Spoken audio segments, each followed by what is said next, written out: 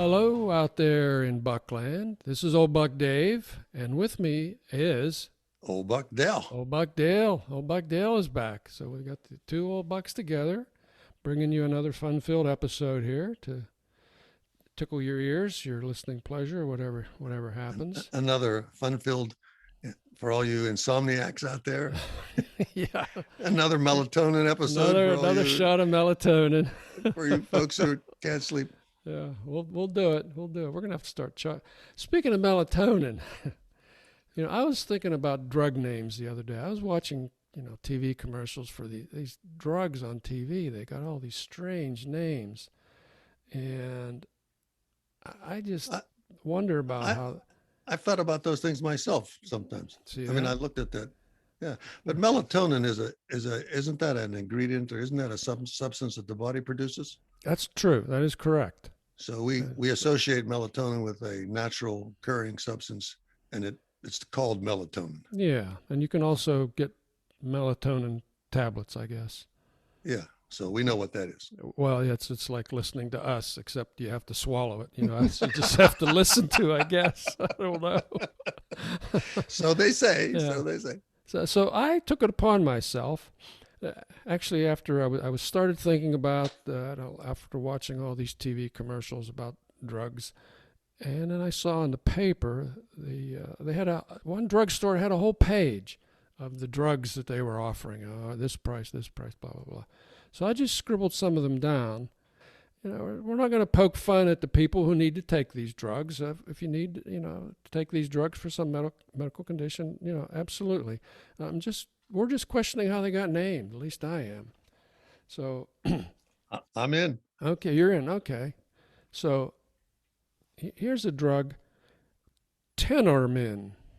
All right. Do you know what Tenormin would be used for? And this is something that's advertised on television. That's where you saw it. Or you saw it on this Well, list. I took this. This was a list in the paper. It was easier.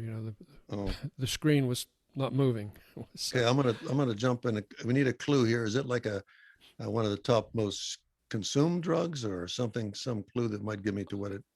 It's a big mover. It's a big mover. So. Probably blood pressure. No, I don't. You're right. Actually, it is. It's blood pressure. But how do you get that from Tenormin? Now, is it if I was spelled phonetically? Tenormin. Yeah. So I would think that if you were going to take Tenormin, what would it do for you? I would think it would improve your singing voice. Tenor, you get a tenor. In other words, this is a throat condition. This is so a you stretch. Take Tenormin. Tenor 20. Tenormin. Singing. No relationship to blood pressure that you can possibly. I couldn't say. All right, I'm going to give you another one. I'm going to give you another one. XYZAL. COZAAR. Doesn't ring a bell. I've even seen it on TV. I'll give you a hint. What was your last answer? C? Is it something for your eyes? What was your last answer to Tenormin? Blood pressure. That was a pretty obvious hint. Yes, blood pressure. XYZAL is also blood pressure. How do you get that? I would think XYZAL would be a drug you would take, like if you felt a need to cuddle or something like that. I don't know. Get that cozy? I don't know. But it's definitely not blood pressure. No, okay. Think about it. Here's one you're gonna know. This is a biggie. Celebrex. Celebrex. That sounds very familiar. CELEBREX. You see this on TV all the time. I do, and even though I can recall the name Celebrex, sometimes they're speaking so fast, and they're putting on the bottom of the screen all the side effects and everything, and I'll say to my wife, "What was that drug actually for?" Because the commercial is even yeah. Yeah. I don't know. It's arthritis or inflammation. It's a big seller in that category. Celebrex. It doesn't sound like you're celebrating or something. You're celebrating your pain, or I would think that Celebrex would be if. Unless you spell it with a PH. Jeez. I would think that that's a drug that you would take to simulate your kids moving out of the house or something. You'd be celebrating, right. something like that. Yeah, let's get some Celebrex. Mm-hmm. Actually, that has potential right there. You can say it's got some TBR in it or CBR in it, and say this stuff is called Celebrix. Anyhow, Celebrex, yeah. there'd be copyright interests, I'm sure, infringements on that. But again, it doesn't make any sense. No relationship name-wise to the issue. Okay, you got 2 out of 3 here, so that's good. Here's another one, Plaquenil. Something for your teeth? You see, that's what I would have said. I said, that's probably a tooth brightener, but it's not. It's to treat autoimmune diseases. So it's a real drug for autoimmune diseases. It's not a tooth brightener, which is what I would have said. I'm going to speculate, Dave, that is this a consistent pattern? Is that what you see? Yeah, a consistent pattern that the drug names have no relationship to what they're supposed to do.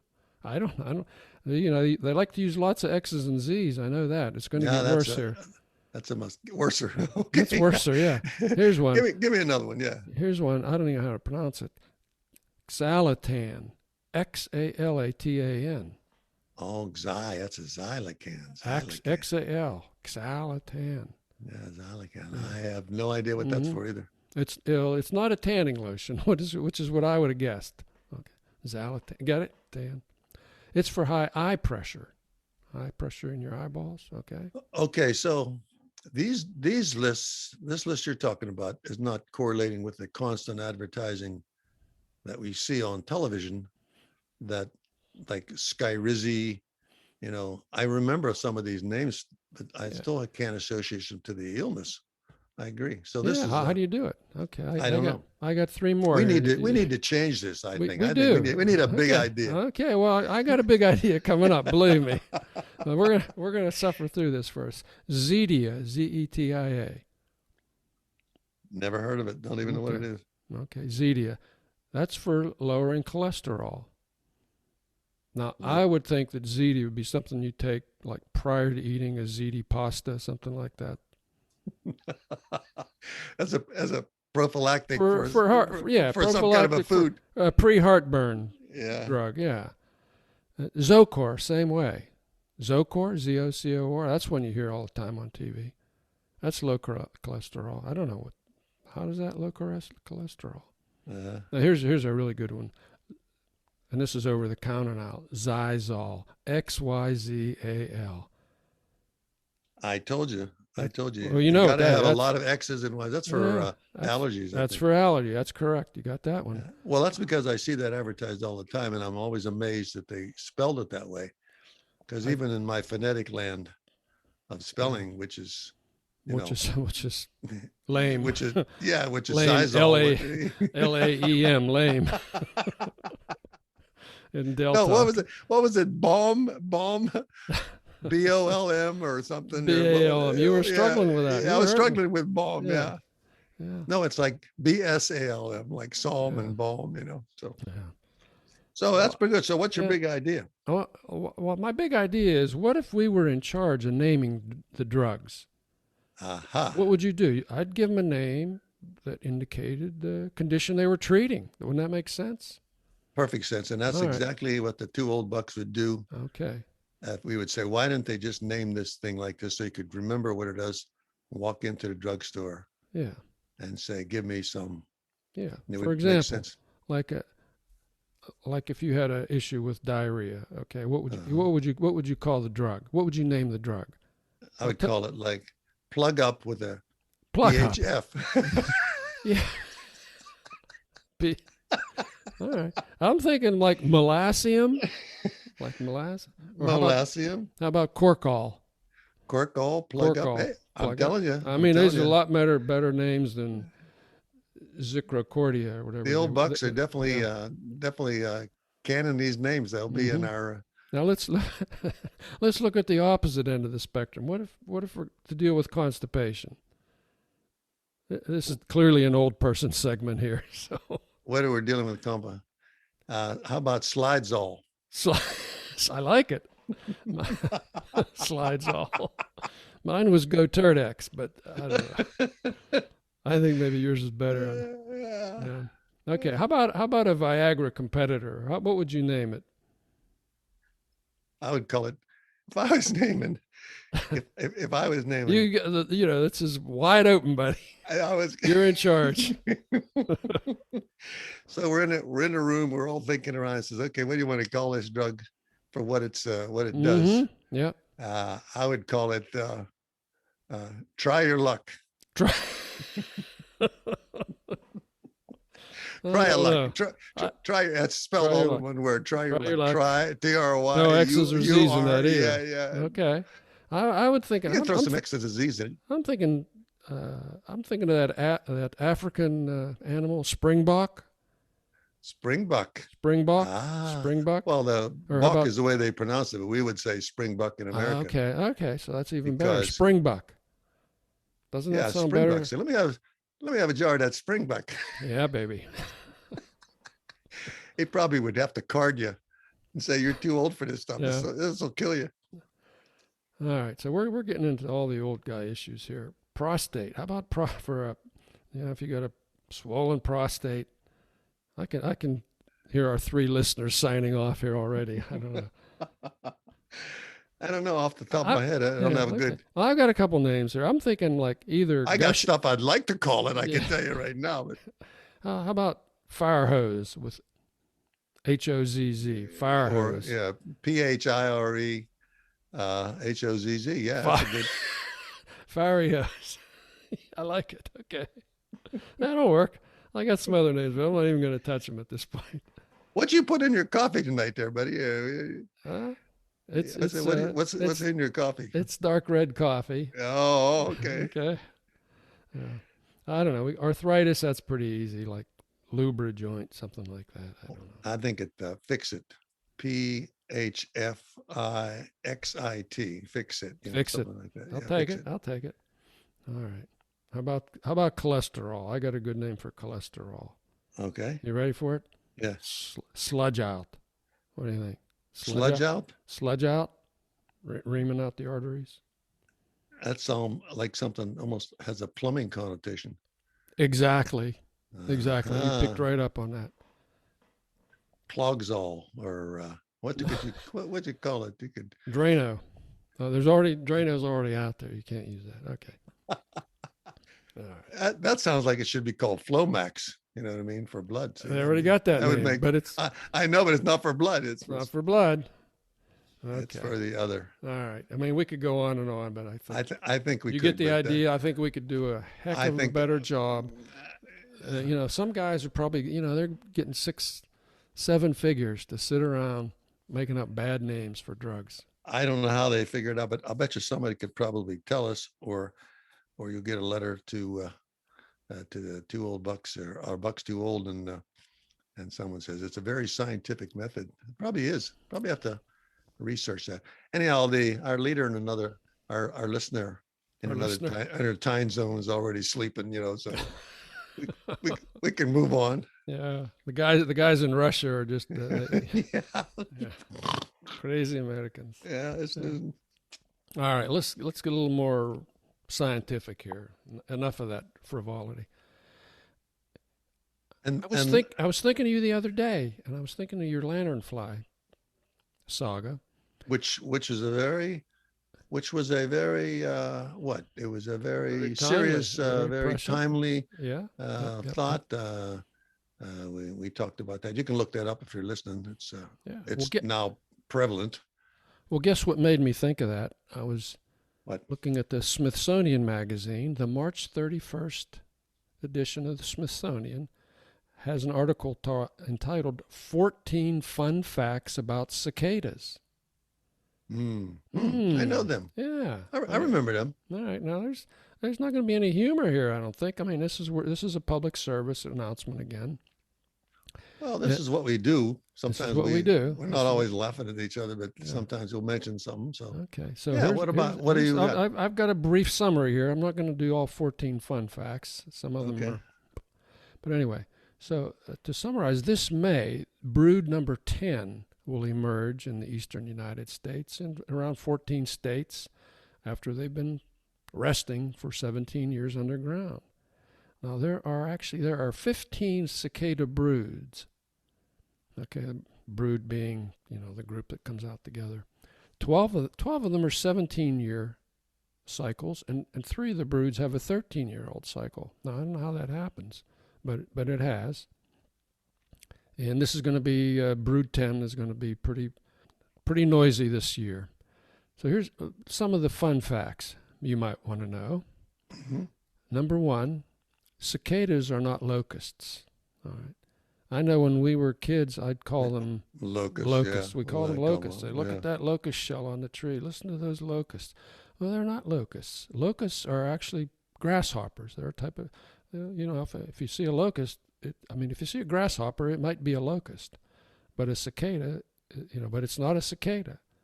Cicadas, there's noisy things that attach to their exoskeletons to the trees. And anyway, so that's something to remember here. Fun fact. They were ugly too. They are ugly. You'd have to be another cicada to like one of them. I'm telling you. It's a face only a mother could love. Yep, absolutely. Yeah, I think I have red eyes. They say the same thing about us. Trust me. Trust me. So they're one of the longest living insects. Of course, most of that time is spent as a nymph underground, and they molt typically 5 times underground before they pop out here. And they sprout en masse. Why do they sprout en masse like that? I do know. I know why they do that. You do know. Well, tell me. The same reason plankton sprouts en masse. Because if you put enough out there, the predators can't eat them all. You are exactly right. I am spot on. I'm dazzled. No, you're right. No. All kidding aside, that's exactly the right answer. Because the predators get their fill, but many of them still survive. Yeah, that's their. Yep. That's their genetic. Billions of them. Yeah. Do you recall, as you've a little pause for the fun facts, but do you remember the way they attached their exoskeletons to the trees? They could do that to a lot of things, but the tree has some texture to it. Mm-hmm. But man, I used to pick those things, the skeletons up and look at those things. I wasn't too brave to have them crawl on me, but I would hold. I wasn't terrified unless one landed in my hair, buzzed into your head. Yeah, that's happened more than once. Of course, if it buzzed onto your head now, it wouldn't. It'd slide right off. It wouldn't get tangled up. Yeah. Lifespan would be over. It'd crash. Sorry, we said this was going to be a serious segment. It is. Okay, so back to fun facts. Yeah, I'm only going to give you one more fun fact. Okay. 14. If you want all 14, get the Smithsonian Magazine, March 31. This is the last fun fact I'm going to give. Their 13 and 17-year cycles prevent them from sinking with predators that are on 2 to 10-year cycles.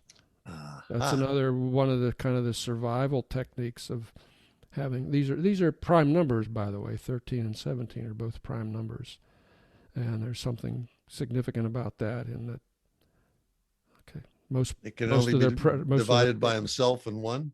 Exactly. Wow, you were a math teacher.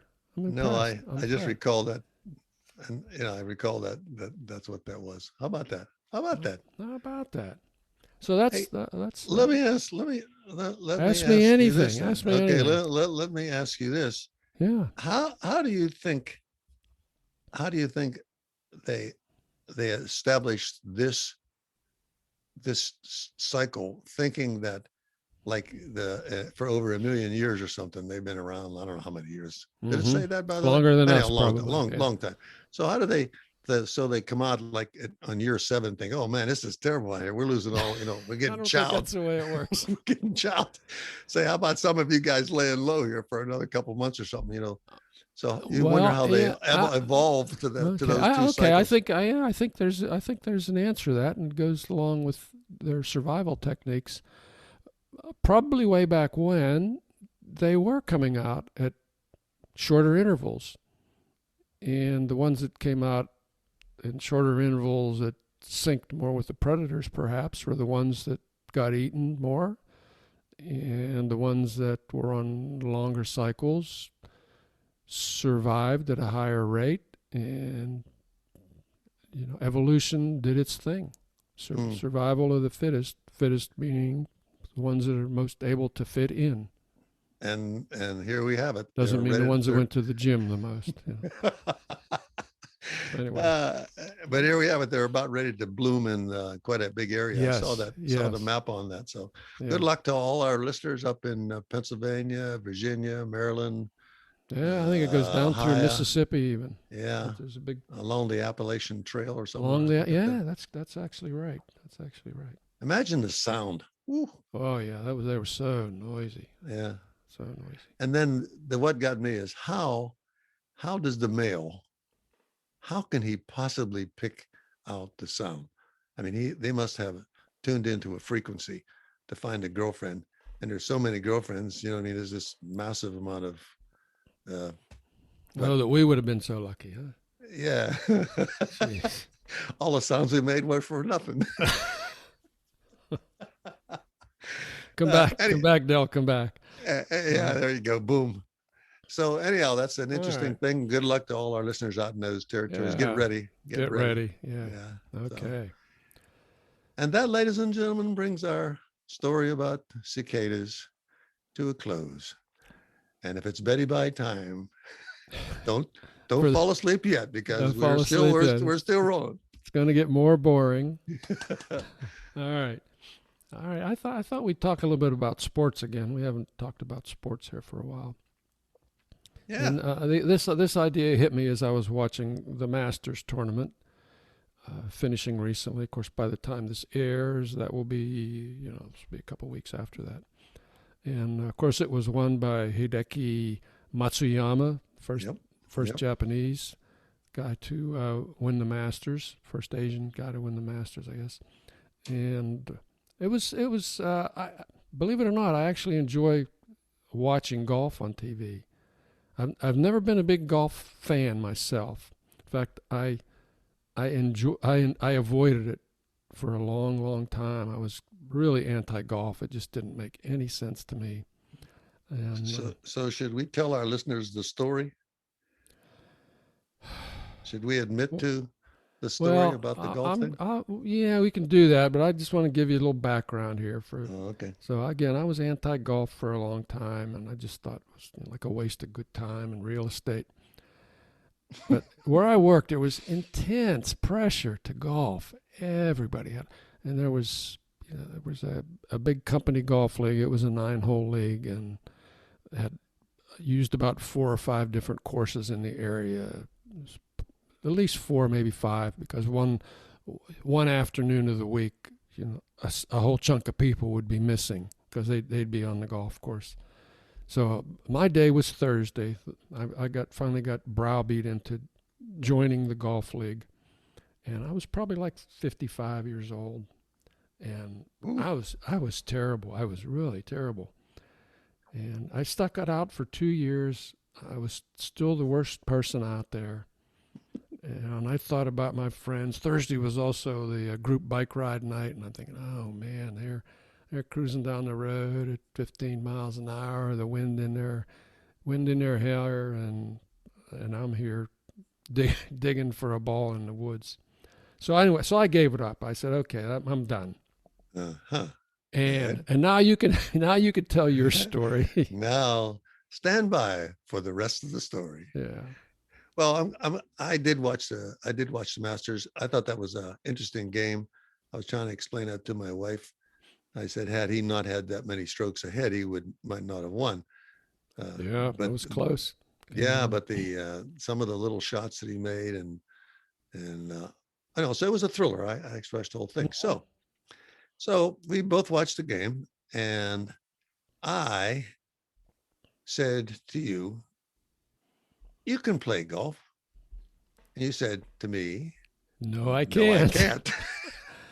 I said, "We played baseball together. We played basketball together. All these sports, we have no problem playing." I said, "You can swing a bat. You can play golf." You know what? You said, "No, I can't." No, I can't. I took a couple lessons, and the guy who gave me the lessons, he said, "Did you play baseball?" I said, "Yeah." I said, "Yeah." He said, "If you could play baseball, this will be easy because the ball doesn't move. It's right there." I thought, okay, that sounds all right. I guess it doesn't work that way. No, it's not quite that easy. So So good people. I says, let's go and hit some balls. Let's I'll go show you a hit few some tricks. balls. Yep. And you basically said, you know, I'm telling you, I shouldn't do this, but because of me, You're killing me. because I begged you, Yeah. and so you said, okay, I'll go out and I'll just prove it to you. So, I mean, you have a club in your hand, you're standing still, the ball is not moving, it's right on the tee. And so I do a couple hits and I said, you just do that. And, you know, you can stand this way. You know how a golfer telling a non-golfer is so funny. You know, stand on your head, you know, put a pencil behind your ear, you know, wear these kind of pants, all this crazy stuff you can do. So Dave tries to hit a golf ball. And I'm telling you what's the truth. Everybody on that driving range was in. Everybody on it was in danger. It was duck and cover. It was terrible. It was terrible. The people next to us were like, "Oh no!" People behind us, every which way. So out of what, maybe there's 40 balls in a bucket or something. After about 10, I said, "Go ahead, stand down. I believe you 100%. You cannot play golf." You said. You're right. You really can't do this. You are terrible. I never saw anybody so bad. So I hit the rest of the bucket. I never ever asked them to pick up a golf club again. So you're terrible at golf, yeah. But you have a powerful swing, and if the way that ball was careening off that club in all these directions. Anyway, I'm glad you enjoyed the watching the game, but. The world now knows you cannot play golf. Cannot play golf, but for some reason it's very relaxing for me to sit there and watch golf, and they talk in their quiet tones. And like it looks like he has a 4-inch putt there. Bend slightly to the left. Yeah. It's like how other people must feel when they're listening to our podcast and they start nodding off. It's like, that's the feeling. That's what's happening to them. Yeah. Anyhow, our listeners are still awake because all the golfers out there, the cyclists, everybody else, they can all somehow fit into these stories because somewhere somebody knows exactly what we're talking about. So fire a letter to bucks2old at gmail.com and tell us your story about cycling or golfing or anything. Anything. Well, listen, I've got a couple letters from afar that have been burning a hole in my computer. Pad there. Yeah. What's up? So the first, these are kind of all a couple related here. So you remember last time we talked about Valentin from Moscow. Yes. And he had listened to some more episodes, and he sent us a nice note. He said, "How you doing, Dave and Del? Your podcast is wonderful. Thank you for sharing your thoughts and stories." So he said, "I was listening to the drinking contest episode the other day, and I have a question that doesn't go away from my mind. The question is, how much time the guys needed to recover? When would they be able to taste buttermilk or milk again? After a month, a year, never?" And he says, "I'm asking because I had similar experience." He talks about sometime he ate so much gravy that he got sick. Oh, geez. He said it was a couple years before he could even think about eating it even again. Smell the stuff, Yeah. So he wondered how long it would be, and he talked about something else, a similar kind of episode. And do we have an answer? Well, we do. I said, "Well, listen, Valentin, Jim, old Buck Jim, who was the guy that did the most." Won the contest. Or lost the contest, yeah. The guy who spewed the most. Yeah. I said, I'll send him a note, and he might answer. So I forwarded Valentin's letter to Jim, and a couple days later he says, "Awesome, man, from Russia, I love it." He says, "Yes, I recovered rather quickly. About 25 years." I just love the taste of that rich, full-bodied elixir. And he goes on, talks about his boys were there, and then he told the story to them, and they had a great time laughing about it again. So you brought up a good memory about the drinking contest lives on, and I'm glad you contacted, or we were able to contact old Buck Jim. He Yeah, it was good to hear jumped from him right again. on. Glad, glad That is was great. glad as well. That was Yep. great. Yeah. And I got another letter here from old Buck John. Okay, you don't know old Buck John. He is a college buddy of mine.